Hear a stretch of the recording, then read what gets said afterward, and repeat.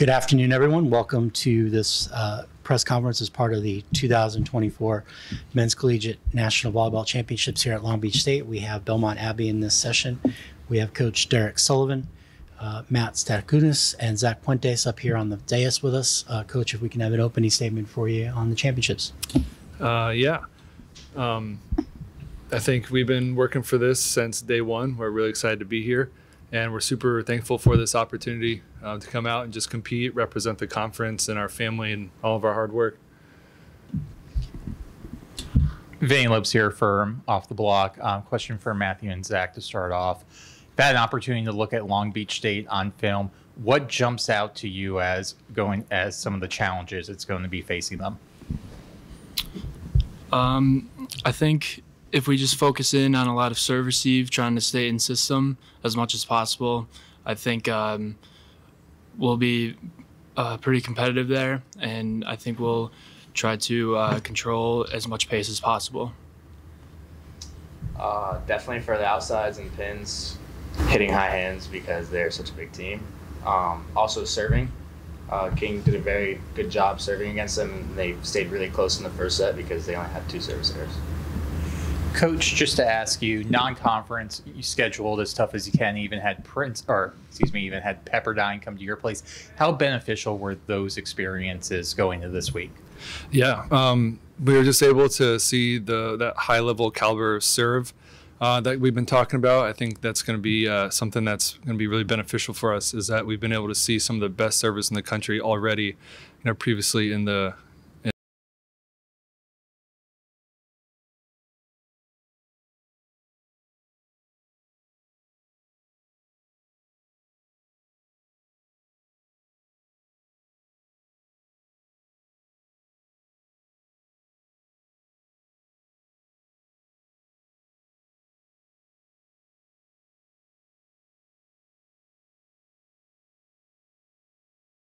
play for Derek and go to Belmont Abbey?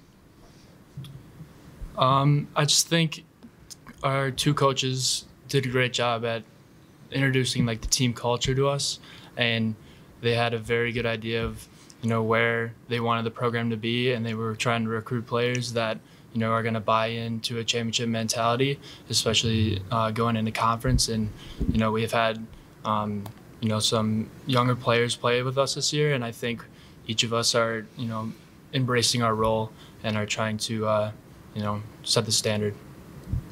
Yeah, to add on to that, definitely the team culture that Derek and Peter told us about was definitely sold us. The team goes out everywhere to eat dinner, breakfast, studying together. You can name it.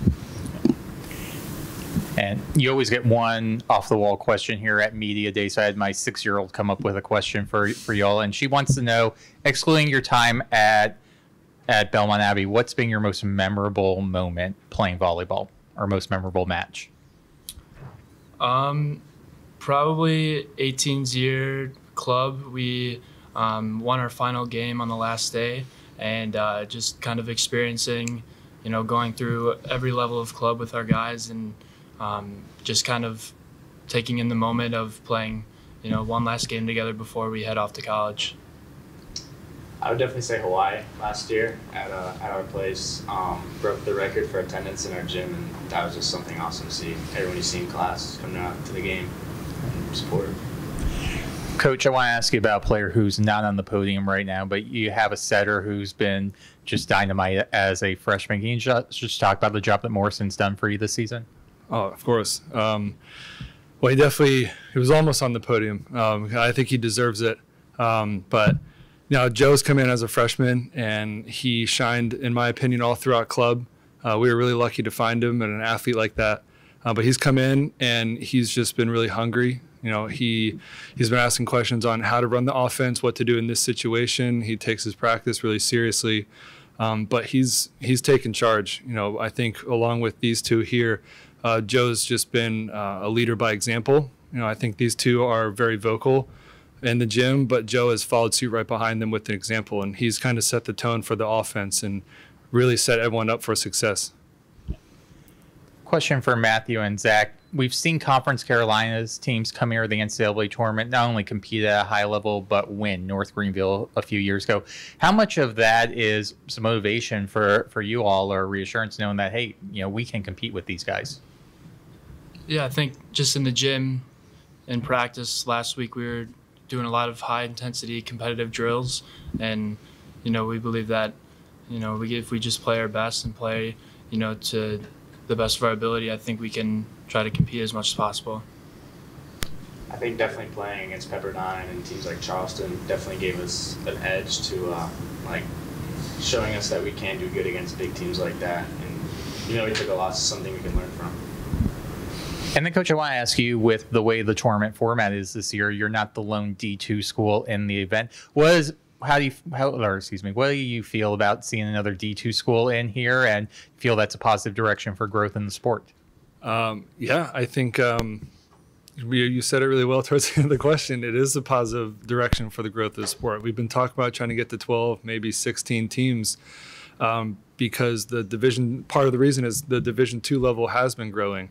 You see a lot of the top Division II, whether it's Concordia, Lewis, McKendree, Damon, Charleston, us, North Carolina, like going down the list, you see all these schools that are competing against some of the best, and they're doing really well. So it's nice to see another school like Fort Valley compete like this, and it's been really awesome to see Larry over there, working hard. And we played them a few times in the past, and every year his team's gotten better. We weren't able to play him this year, but seemed like a good year not to play them because they did really well.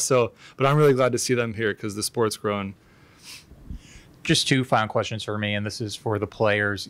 It takes a village, for a team to succeed. So give you an opportunity here, who's one or two people maybe behind the scenes, or people who haven't gotten a whole lot of attention but deserve a lot of credit for you all getting here? I think our three captains, two of them are seniors, one of them's a junior. Zach Kramer, Alex Winarchek, and Clayton Zimmerman. They all take on a huge responsibility of off the court stuff, trying to get us as mentally prepared, physically prepared as possible in order to compete at a high level. I would definitely say Ale, our libero, Alan Leon, and Ryan Charles. Ryan Charles definitely stepped up later in the season and took over the OH2 spot and really showed that he has the dog in him to play at a high level. And final question, Coach, and for all the players, I follow you on Instagram, so I know the first order of business when you got out here was In-N-Out Burger. Why do you feel that was the most important thing to do first, and what were your guys' orders? Let's see. Why was it the most important? Coming out to California, it's definitely a staple here. On top of that, the guys like to eat. They like to get different foods. It's definitely a good part of the trips whenever we go out, is getting their favorite foods. And my order was 4x4 animal style with fries animal style. Yeah, I've never had In-N-Out before. It was really good. I think, it's kind of, I'm from Wisconsin, so it's kind of comparable to the Culver's burger. I really love the Culver's burger, but yeah, my order was the number one is the double cheeseburger with fries. I got the cheeseburger, and I would give In-N-Out a good 6.8 because I do not like the fries. All right. All right, guys, one final question for me. You're coming in on a great role, and really for the student athletes, winning your conference championship, coming in here, a great winning streak. What is your mindset coming into this tournament to try and find success here and, take advantage of it being a true quarterfinal format? Yeah, I think we're all just kind of taking in the moment right now. We're kind of excited to be here. A lot of us have never been on the national stage before. Only one returner has been here before, and we're just really excited to go out there and compete. I think for us, we're just going to try to stay aggressive. We're a small D2 school that a lot of people, some even said we shouldn't even be here, but I think we just got to show them that we have that dog in us and play our hearts out, and that's the only thing we can do. Okay, any more questions? I have a question. Coach, your bench has played a vital role in keeping the energy up during matches. Who would you say kind of takes charge of that, and what role does that play as we went throughout the season? Yeah, I do think we've won some games with our bench. They support the guys on the court really well. In practice we have Everyone plays next to everyone all the time. There's very rarely an A versus a B side. And because of that, I think it's created a really good environment for guys to be sitting on the bench and support the ones that are out there because they play next to them every day. They have that bond. They've kind of carried the emotions of the year. As soon as it gets kind of dull on the court, they're the first people to get loud, and then immediately these guys up here react to it really well. And it just kind of brings us down to earth a little bit. Let us know that we're here to have fun. We're here to kind of ball out and do what we love. And we have a support system behind us. So it's been huge this year to have that bench. Any more questions? Okay, we want to thank everybody for attending. Good luck. All right, thank you.